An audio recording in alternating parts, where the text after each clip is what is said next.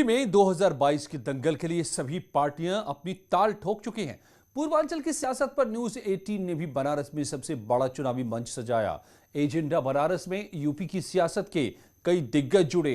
ये वो नेता थे जिनकी पूर्वांचल की राजनीति में धमक है। सियासी दलों के नेताओं ने 2022 का दंगल जीतने का दावा किया है। देखिए न्यूज 18 की ये खास पेशकश एजेंडा बनारस।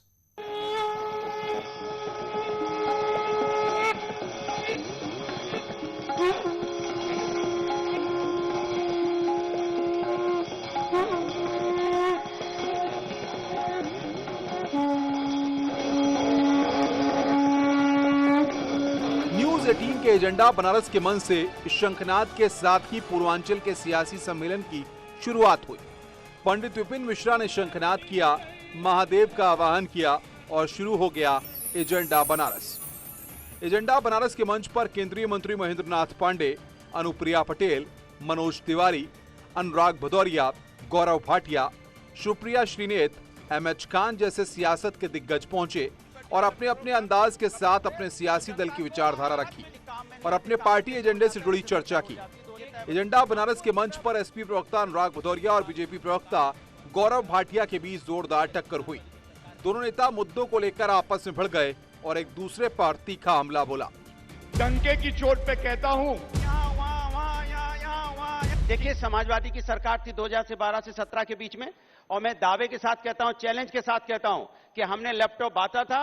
जिसने 12वीं पास किया था, चाहे किसी जाति धर्म को, ऐसा कोई व्यक्ति नहीं जिसको लैपटॉप ना मिला हो, जिसको लैपटॉप ना मिला हो, ऐसा कोई व्यक्ति। हमने मेट्रो बनाई, ऐसा कोई व्यक्ति नहीं है जो मेट्रो पे ना चलता हो। हमने यहाँ पे एक्सप्रेस वे बनाया, ऐसा कोई जाति धर्म का व्यक्ति नहीं जो एक्सप्रेस वे पे ना चलता हो। सुन लीजिए, हमने यहाँ स्टेडियम और मेडिकल हॉस्पिटल बनाए, कोविड काल में सभी जाति धर्म के लोगों का उसमें इलाज हुआ। अब मैं दावे के साथ पूछना चाहता हूं कि आप एक हॉस्पिटल का नाम बता दीजिए जो बीजेपी की सरकार में बना हो और आज चल रहा हो, उसका वीडियो दिखा दीजिए। जो कहोगे मैं हार जाऊंगा, चैलेंज के साथ बोलता हूं। एक मेडिकल कॉलेज बना दीजिए। आपने बोला था 6 एम्स बना के देंगे उत्तर प्रदेश को, 6 एम्स तो छोड़ो, एक एम्स नहीं बनाया और किताब कॉपी लेके घूम रहे हैं इनके प्रवक्ता, पढ़ते रहते हैं यहाँ वहां वहां यहाँ यहाँ वहां वहां यहाँ वहां यहाँ वहां। कहां ये बताओ, कहां? और उसका वीडियो दिखाओ चलते हुए। सुप्रिया, सुनिए, एक मिनट रुक जाइए प्लीज। आप 3 लोग हैं, मैं उत्तर देना चाहता हूं। आप अपनी बात को रखिए। हम उधार नहीं रखते, सूद समेत अभी लौटाएंगे। आप 10 सेकंड दीजिए, मैं उत्तर देता हूं। आप 20 सेकंड लीजिए, बोलिए। डंके की चोट पे कहता हूं, पुनः भारतीय जनता पार्टी की सरकार बनेगी, 300 ज्यादा सीटों से बनेगी। दम हो तो रोक के दिखा देना। 400 की तरह, ये 300 में, हम 400 में, 400 ये 3 में अटके पड़े हैं। गौरव न्यूज 18 के एजेंडा बनारस के मंच पर समाजवादी पार्टी, बीएसपी और कांग्रेस के साथ बीजेपी में भी तीखी टक्कर हुई। 2022 के दंगल में कौन सी पार्टी किस मुद्दे और विजन के साथ उतर रही है, इसे लेकर एक दूसरे पर जमकर वार पलटवार हुए। अब्बाजान को लेकर सियासी दल आपस में भिड़ गए। बीजेपी और समाजवादी पार्टी में बहस हो गई। अब्बाजान को लेकर एक दूसरे पर हमला हुआ। बीएसपी कांग्रेस ने भी सवाल उठाए। देखिए, जो ज्यादा अब्बाजान करते हैं वो ये भूल जाते हैं, वो कह रहे हैं कि दिवाली पर रावण जला। आपको मालूम है किसकी मैं बात कर रहा हूं? वही जिनको अपने अब्बाजान से ही दिक्कत थी, अब्बाजान को हटा के कुर्सी पे आए। आज उन्होंने ये बात बोल दी कि दिवाली पे रावण जलाते हैं। उनको बताना पड़ा दिवाली पे नहीं होता ये। और ये क्यों होता है? क्योंकि आप इसमें ज्यादा व्यस्त हैं कि जालीदार टोपी पहन लूं, अल्लाह अकबर कर लूं। अरे ये हिंदू धर्म के लोग हैं, गले लगा के रखेंगे सबको, लेकिन द्वितीय श्रेणी के नागरिक बनना हमें मंजूर नहीं है। ये बदलाव कोई लाया है तो भारतीय जनता पार्टी लाई कि साथ आए राम रहीम, पिताश्री और अब्बाजान, भाजपा का हो गया काम तमाम। ये हिंदुस्तान है। हिंदुस्तान में हम सब एक हैं, हम सब हिंदुस्तानी हैं, और हम सब हिंदुस्तानी होने के नाते हमारी जात कुछ भी हो सकती है, हमारा धर्म कुछ भी हो सकता है, हम किसी भी जात धर्म के हो सकते हैं, लेकिन सभी हिंदुस्तान से प्यार करते हैं। हिंदुस्तान का हर व्यक्ति अपनी इस मिट्टी से प्यार करता है, और ये देश हमारा जान है, और सारे देशवासी हमारे भाई हैं, और सारे भाई मिलके हिंदुस्तान को आगे ले जाएंगे। अब भाजपा कुछ भी सोचती रहे, कहीं किसी का नाम के आगे जान जोड़ दे, ये जान तो देश है ना, तो इसको समझने में उनका फेर है। जिस दिन वो समझ जाएंगे कि हिंदुस्तान हमारी जान है, रहने वाला हर व्यक्ति यहाँ भाई है, तब वो समझ जाएंगे इसका मतलब क्या होता है। अरे भाटिया साहब कह रहे थे मुझे हिंदू होने पर गर्व है। मैं कहता हूं कि मुझे हिंदुस्तानी होने पर गर्व है, मुझे हिंदुस्तानी होने पर गर्व है, मुझे भारतवासी होने पर गर्व है। ये बांटने का काम ना करे भारतीय जनता पार्टी। हिंदू, मुसलमान, सिख, ईसाई आपस में सब भाई भाई, सर्वजन हिताय सर्वजन सुखाय का नारा होना चाहिए। हमको गर्व है हिंदुस्तानी होने का, ना कि इस बात का गर्व है। जब हमने शुरू किया तो इनके पेट में दर्द शुरू हो गया, जब जब हमने कोई काम शुरू किया तो भारतीय जनता पार्टी के पेट में दर्द शुरू हो गया। ना करिए खान साहब जी, कोई दर्द नहीं हुआ। दर्द इतना हो रहा है कि आप परेशान हो रहे हो, आप परेशान हो रहे हो। क्या पिता का संबोधन एक गाली है? ये मैं पूछना चाहती हूं आपसे। और वो एक बार नहीं बोला गया अब्बाजान, वो 5-5 बार अलग अलग प्रकरण में बोला गया। क्या पिता का संबोधन कोई भी गाली की तरह दे सकता है, अपशब्द की तरह दे सकता है? मुझे लगता है किसी भी धर्म, किसी भी समुदाय के आप वो नहीं कर सकते हैं। ये मैं पहली बात बोलना चाहती हूं। और हिंदू धर्म की अनुयायी हूं और धर्म को आत्मसात करती हूं, इसलिए मैं आपसे एक सवाल और पूछती हूं। हिंदू धर्म क्या है? हिंदू धर्म तो आप किसी पूजा का अंत ही नहीं करते जब तक आप वनस्पति शांति, ग्रह शांति, हम तो जो जीवित है, जो मृत है, नेचर तक की शांति की बात करते हैं। इसमें अशांति लाने का कहां से प्रश्न उठता है? इसके बारे में कोई क्यों नहीं बोलता है भाजपा में या उत्तर प्रदेश में? मैं आपसे एक बात और कहती हूं, अभी एनसीआरबी का डेटा आया है, 96% बढ़त हुई है सांप्रदायिक दंगों में देश में, जिस समय कोरोना काल का लॉकडाउन लगा हुआ था। 50% बढ़त हुई है जातिगत दंगों पर। आपको नहीं लगता कि यह सभ्य समाज पर कलंक है? मंच पर जहां पार्टियों के प्रवक्ता आपस में तीखी बहस कर रहे थे, वहीं केंद्रीय मंत्री महेंद्र नाथ और अनुप्रिया ने पीएम मोदी का विजन सबके सामने रखा। केंद्रीय भारी उद्योग मंत्री महेंद्र नाथ पांडे ने न्यूज 18 के मंच एजेंडा बनारस से अखिलेश यादव की सोच पर सवाल उठाए और उनके नजरिए को सीमित करार दिया। देखिए, अखिलेश जी विपक्ष के नेता हैं, कुछ न कुछ तो उनको कहना है, और कुछ न कुछ कहने में देश बहुत आगे जा चुका है। देश निकल गया है विकास के साथ, देश जुड़ गया है सबका साथ, सबका विकास, सबका विश्वास। एक नया आह्वान जो मोदी जी ने दिया, सबका प्रयास। तो ये जो चीजें हैं, ये अखिलेश जी को दिखलाई नहीं पड़ रही है या अन्य विपक्ष के, तो उसमें हमारा कोई दोष नहीं है। कारण क्या है कि वे उन लोगों के चश्मे सीमित थे, कास्ट कम्बिनेशन इधर उधर जोड़ तोड़ इतने तक ही दायरे थे। देश उससे आगे निकल चुका है, मोदी जी उसको और आगे वैश्विक प्रतिस्पर्धा में लेके जा रहे हैं। केंद्रीय मंत्री महेंद्र नाथ पांडे ने पीएम मोदी की जमकर सराहना की और साफ किया कि मोदी के पास देश के विकास के 100 साल का एजेंडा है और उसी विजन की बदौलत भारत दुनिया में ऊंची छलांग लगा रहा है। मोदी जी जो नेता इतना विजनरी है कि आजादी के अमृत महोत्सव के अवसर पर 75 साल के सफर के साथ साथ ऐसे हिंदुस्तान की तस्वीर खींचता है कि 100 साल बाद हिंदुस्तान दुनिया का कैसा सिरमौर हो, उसी क्रम में उन्होंने ये बात रखी थी जो आपने सवाल में किया कि हर प्रोडक्ट ब्रांड एम्बेसडर है। केंद्रीय मंत्री महेंद्र नाथ पांडे ने इस मौके पर कहा कि बीजेपी नैरेटिव बदल देती है। बीजेपी जो करती है बाकी लोग उसी पर चलते हैं। मंदिर का विरोध करने वाले अयोध्या जा रहे हैं। बीजेपी ने देश का मूड बदला है। एक बार अयोध्या में राम मंदिर निर्माण का जब हम बात कहते थे, तो इस देश के अंदर बहुत से लोग ऐसे थे जिनमें ये सब लोग भी हैं जिनका आप उल्लेख कर रही हैं। वहाँ पुस्तकालय बना दिया जाए, वहाँ पर अस्पताल बना दिया जाए। अरे एक तो बड़ा खराब बोले थे वहाँ पर, मैं वो शब्द प्रयोग नहीं करूँगा, देवस्थान के लिए क्या बना दिया जाए। और आज वो सब लोग भी कह रहे हैं कि हम भी मंदिर बनाएंगे। एक सज्जन तो जाके कहा कि हम आपसे जल्दी बना देंगे। तो ये बीजेपी ने नैरेटिव बदल दिया, देश का मत बदल दिया, क्योंकि हमारी विचारधारा ने देश को ऐसा जोड़ा है कि लोग उस दिशा में चल रहे हैं। अपना दल इसके अध्यक्ष और केंद्र सरकार में मंत्री अनुप्रिया पटेल ने 2022 का चुनाव भी बीजेपी के साथ ही मिलकर लड़ने की बात कही है।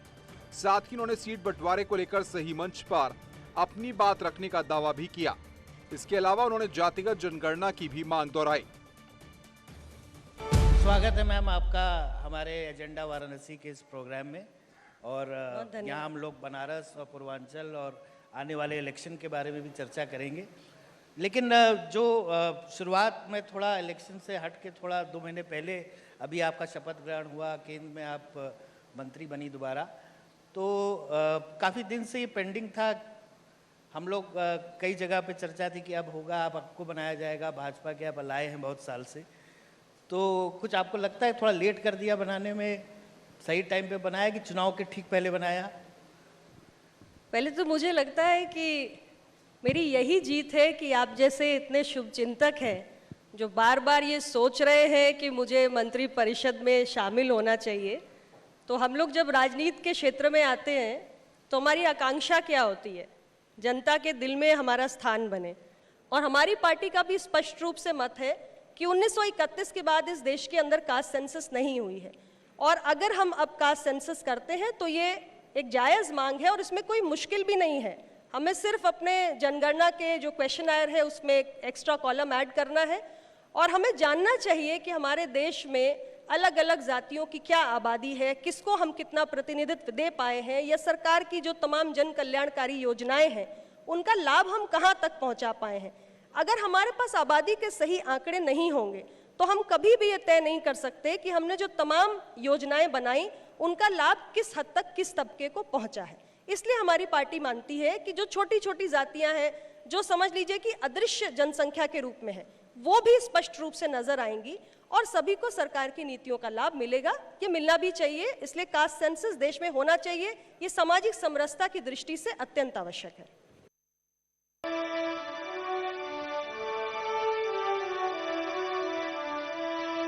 सिर्फ सियासत ही नहीं बल्कि बनारस की कानून व्यवस्था को संभालने वाले अधिकारी भी एजेंडा बनारस के मंच पर पहुंचे।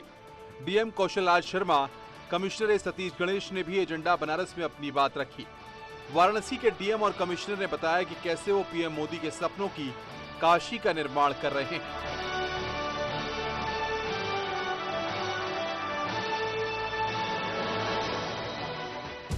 कौशल जी, आप पूरे जिले के प्रमुख हैं। काशी में बदलाव की सोच कहां से आई और कितना मुश्किल था सालों साल पुरानी सोच को बदलकर नई ताजगी लाना? काशी तो मैं सबसे पहले कहना चाहूँगा कि सभी जानते हैं कि विश्व का सबसे पुरातन शहर, अविनाशी, जिसकी कभी मृत्यु नहीं होती। काशी के लिए समय समय के साथ परिवर्तन कोई नई चीज़ नहीं है। अच्छी बात यह है कि काशी के लोग परिवर्तनशील हैं और नए नए विचारों को जल्दी ग्रहण करके उत्तरोत्तर विकास में अपना यकीन रखते हैं।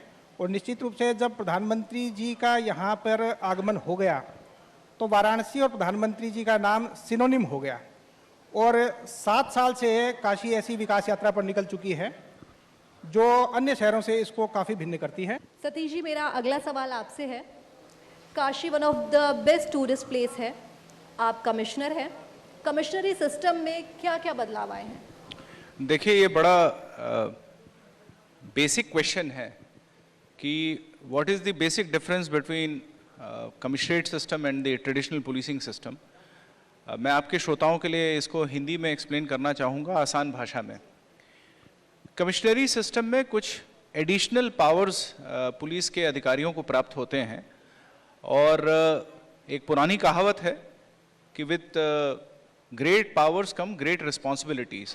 तो मैं ये कहना चाहूँगा कि ट्रांसपेरेंट सिस्टम है, पब्लिक ओरिएंटेड या पब्लिक फ्रेंडली सिस्टम है। लेवल ऑफ सेंसिटिविटी हमारी जो पुलिसिंग में लाई गई है, पिछले 6 महीने का सफ़र हम लोगों ने लगभग तय किया है, उसमें बढ़ोतरी हुई है। और जो रिस्पांस टाइम है, यानी कि कोई भी घटना होती है या कोई भी इशू आता है, उसको रिजॉल्व करने के लिए हमारे बहुत सारे सीनियर ऑफिसर्स हैं जो कि ज़्यादा एक्सपीरियंस्ड हैं और उस सिचुएशन को वो हैंडल करते हैं। लेकिन मैं इस चर्चा की शुरुआत एक ऐसे सवाल के साथ है, एक आरोप के साथ करना चाहूंगी जो राहुल गांधी ने लगाया कि बीजेपी धर्म की दलाली करती है। ये आरोप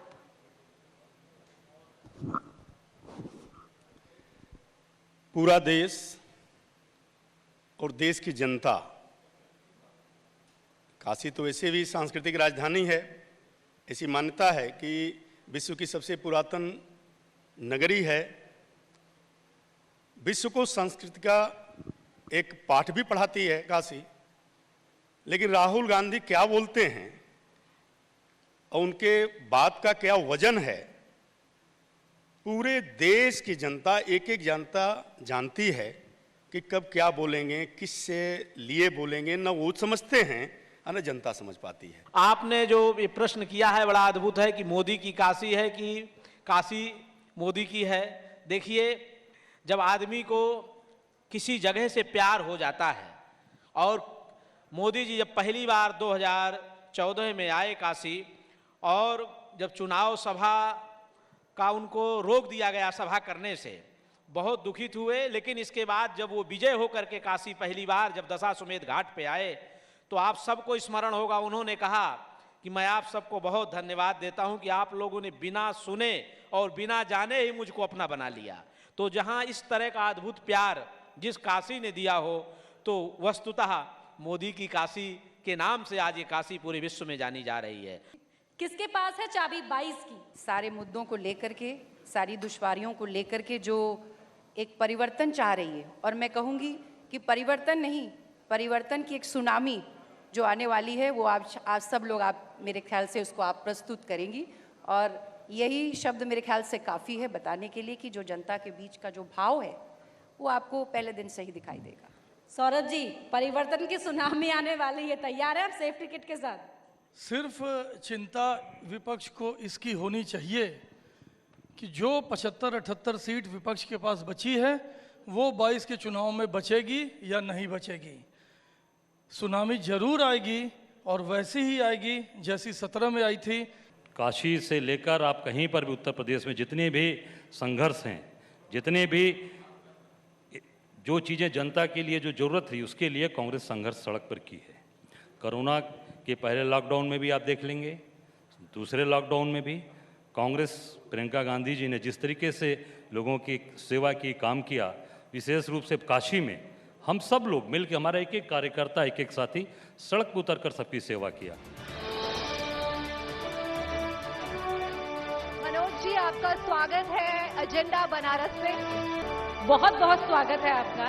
और देखिए बनारस किस तरह से आपको अपना रहा है, जब भी आप आते हैं बस लोग घेर लेते हैं। नहीं, ये तो यही प्यार है जो ईंधन की तरह काम कर रहा है। और बनारस तो हम लोगों के रग रग में बसा हुआ है। ये तो आपके चैनल का कार्यक्रम है, तो कई लोगों को तो पता ही नहीं कि यहाँ एंट्री आसान है, तो वो प्रेम बना है। हम लोग भी उसी प्रेम में गोते खाते हुए पूरी दुनिया घूम रहे हैं। बीजेपी सांसद मनोज तिवारी ने राहुल गांधी को इच्छाधारी हिंदू करार दिया, साथ ही नकली नाम का सहारा लेने का आरोप लगाया। मैं चाहता हूं कि राहुल गांधी जी कुछ ऐसा काम करें कि हम लोग उनके ऊपर गाना गाएं। अभी तो वो इच्छाधारी बने हुए हैं। वो नागिन फिल्म जैसा कुछ था ना, तो बार बार अलग अलग रूप बदल लेती थी। तो राहुल जी आजकल इच्छाधारी हिंदू बने हुए हैं। जब मन करता है इच्छा से ये हो जाते, इच्छा से वो हो जाते हैं। तो उनके ऊपर गाने लायक गाना अभी नहीं है। उनका नाम सुनते ही न राहुल जी का हमारा सुर बिगड़ जाता है। सुर में बात होनी चाहिए ना। एजेंडा बनारस में बीजेपी सांसद और भोजपुरी एक्टर मनोज तिवारी ने समा बांधा कि चढ़ देनी मार देली खींच के तमाचा ही हंस देले रिंकिया के पापा। तो ये गाना भी हमारा बनारस में ही बना है। यही हो सकेला कि रिंकिया के मम्मी रिंकिया के पापा के डांट दे और रिंकिया के पापा हंसते रहें, क्योंकि ये शहर महिलाओं का सम्मान करता है। ये शहर महिलाओं को, नारी को बहुत सम्मान देता है। और यहाँ पति पत्नी के रिश्ते भी बहुत लंबे चलते हैं।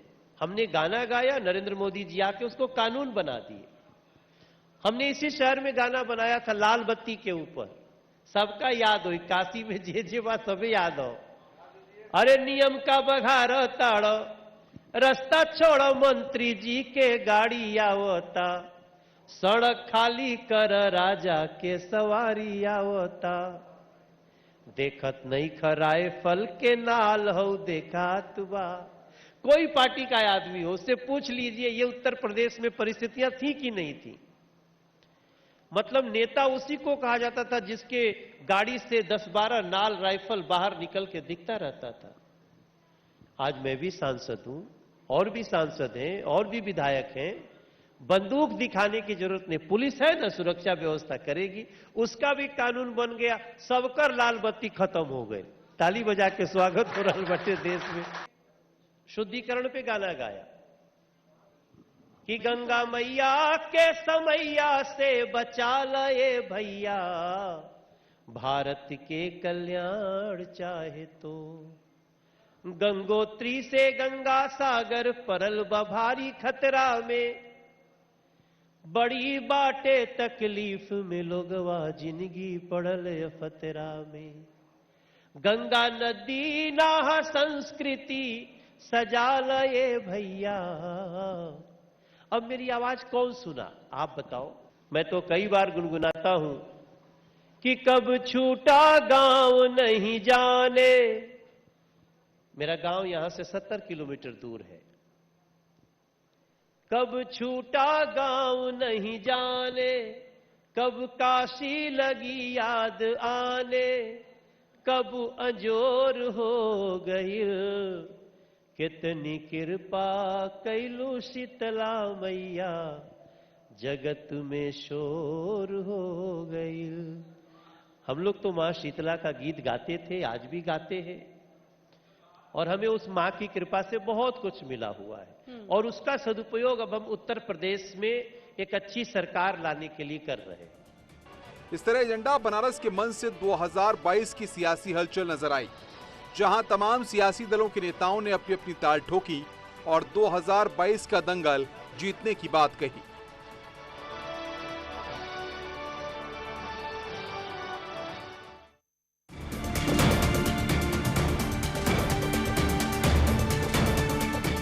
सरकार बनते किसानों का कर्ज माफ